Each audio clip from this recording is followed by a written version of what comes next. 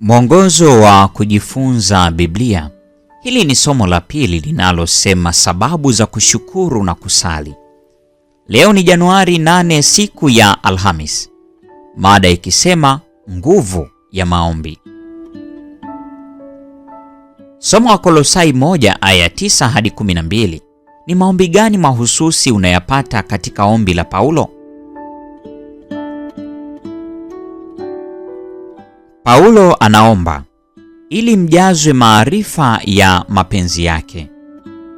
Paulo anaelezea kujua mapenzi ya Mungu kama hekima yote na ufahamu wa rohoni. Wakolosai 1 aya 9.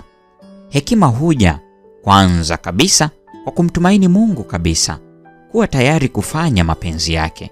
Yohana 7 aya 17, na kutotegemea akili zetu wenyewe. Mithali 3 aya 5.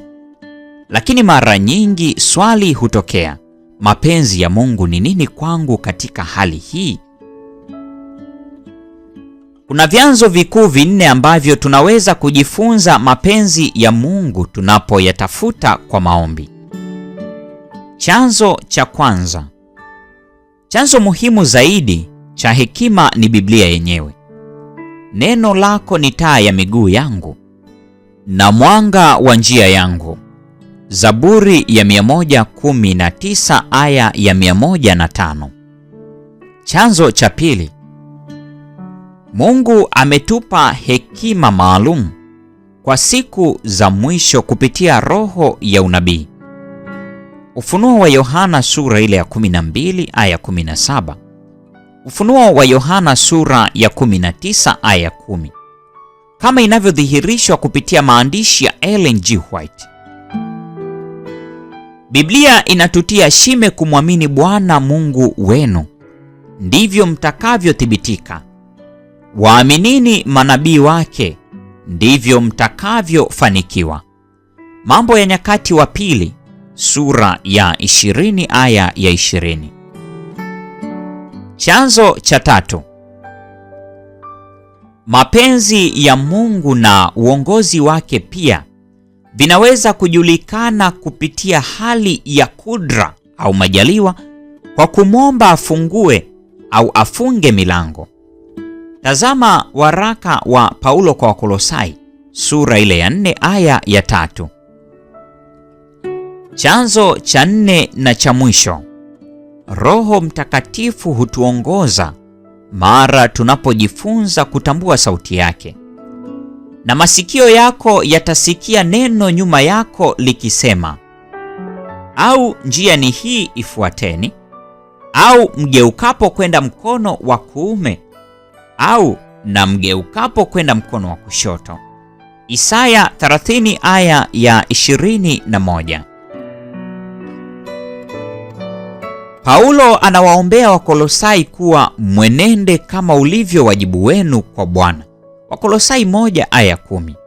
Bila shaka, hakuna mtu anayestahili kwa asili, lakini Mungu anatuhesabu kuwa tunastahili kwa neema yake, na anatuita tuishi kulingana na wito huo mkuu. Waefeso sura ya 4 aya ya 1. Wa Thesalonike wa kwanza sura ya 2 aya ya 12. Paulo anatumia kitenzi enenda au tembea mara 3 zaidi katika waraka huu pekee.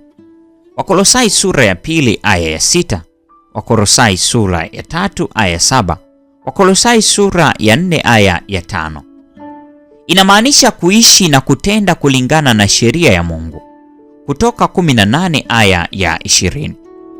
Kunakowezekana tu kupitia kazi ya Roho Mtakatifu. Ezekiel 36:27.